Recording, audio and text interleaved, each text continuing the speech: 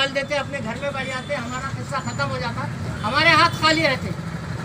आज़ादी के बाद से जो लोग राज कर रहे हैं, जो लोग कुर्सियों पे बैठे हुए, वही लोग बैठ रहे हैं और बदल बदल के भी बैठ रहे हैं, तो वही लोग मज़े कर रहे हैं, वही लोगों के फ़ायदे हो रहे हैं जिनके रिजर्वेशन मिले हैं 40 साल से।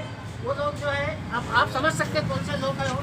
एक समाज ऐसा था देश के अंदर आज़ादी के बाद, एकदम जैसा निचले स्तर पे था, कमज़ोर हालात में था, लेकिन वो समाज भी आज रिजर्वेशन के ज़रिए से कामयाब है, बड़े बड़े कुर्सियों पे बैठे हुए हैं। और मुसलमान जो है आए दिन हम पीछे होते जा रहे हैं ना भाई।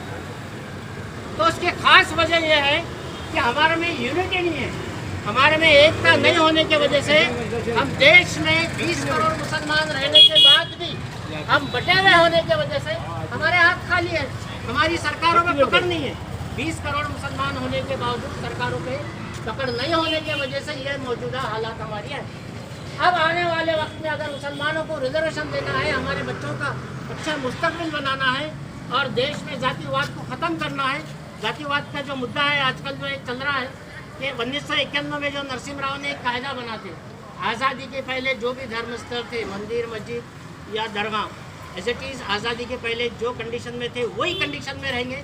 उसका इशू भी अगर कोई लाता है तो उसको 2 साल की सज़ा है, बावजूद उसके सरकार उसको नज़रअंदाज कर रही है और कुछ शैतानी फिरके वो मुद्दों को लेकर के जो है देश में हालात बिगाड़ने की कोशिश में है, नफसी हो रही है। उसमें नुकसान किसका है भाई? सिर्फ मुसलमानों का नुकसान है, बाकी किसी का कोई नुकसान नहीं है। हर समाज आगे बढ़ रहा है, पूरा देश आगे तरक्की कर रहा है, हम पीछे है खाली। अब हमको अगर एक तरक्की करना है, हमारे बच्चों का अच्छा मुस्तकबिल बनाना है, देश के अंदर जातिवाद को अगर ख़त्म करना है, तो सबसे पहला काम है हिंदुस्तान में 20 करोड़ मुसलमान रहते हैं, हमको एक सोच में आना है, एक प्लेटफार्म से जुड़ना है। मुसलमानों में इत्तेहाद लाने के लिए राष्ट्रीय जनहित मोर्चा नाम की तंजीम काम कर रही है।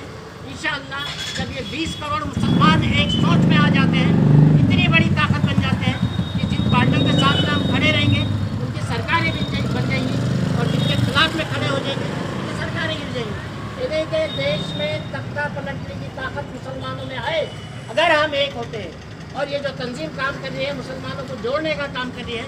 हम चुनाव नहीं लड़ने वाले, क्योंकि तंजीम अगर चुनाव लड़ती है तो हमारा वो ताकत बन नहीं पाती कि हम सरकारों से कुछ ले सकें।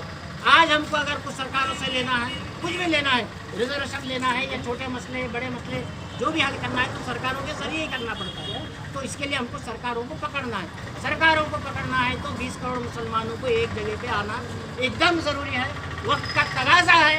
और ये हमको दिलो दिमाग में ये बात सोचना है कि हमको मुसलमानों को तरक्की की तरफ लेके जाना है देश के, और हमारे आने वाले बच्चों का, हमारे नस्लों का जो है मुस्तकबिल अच्छा बन सके। इसके लिए हम एक हो जाते हैं, अच्छी पार्टियाँ खो जाएंगी इंशाल्लाह।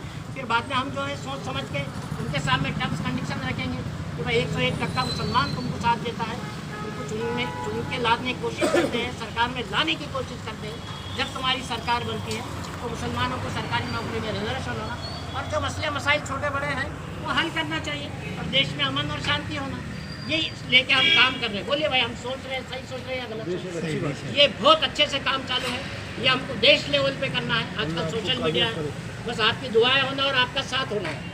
तो ये तंजीम चुनाव नहीं लड़ने वाली है। बाकी एक हम सोच रहे हैं कि कॉर्पोरेशन के चुनाव लड़ना चाहिए, क्योंकि तो ये गलियों के चुनाव होते हैं, शहर के लड़ने में दिक्कत नहीं है, लेकिन विधानसभा लोकसभा नहीं लड़ना है अपने। और अभी काफ़ी वक्त है, तो उतने वक्त में जो है हम अपना मुसलमानों को एक करने की कोशिश कर रहे हैं, है ना भाई? तो जोरों शोर से काम चालू है।